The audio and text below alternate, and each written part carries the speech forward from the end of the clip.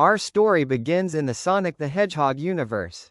Everything seems pretty much the same as the original Sonic the Hedgehog timeline, except for one difference.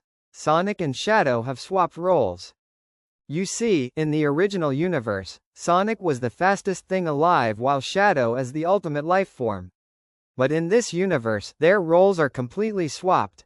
Shadow is now the fastest thing alive while Sonic is the ultimate life form instead.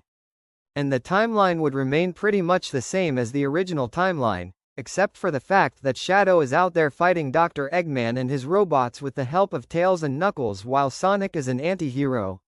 Much like Shadow in the original timeline, fighting alongside Rouge and Omega. Not only that, but their personalities would also be swapped. Shadow having a more free-spirited personality, much like Sonic in the original timeline, while Sonic gets a more serious personality, much like Shadow in the original timeline. And Shadow hangs out with Tails and Knuckles while Sonic hangs out with Rouge and Omega.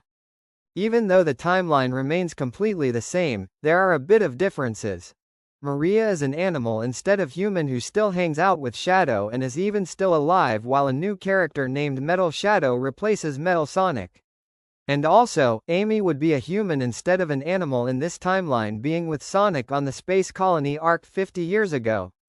And instead of being called the Black Arms, they would be called the Blue Arms instead, given the fact that Sonic is obviously blue, complete with Black Doom being renamed to Blue Doom.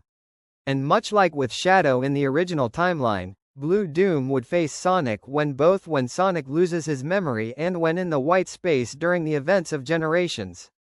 What are your thoughts on this cool what if? As per usual, please make sure to like this and subscribe to my channel and make sure to ring the bell to notified about my latest videos.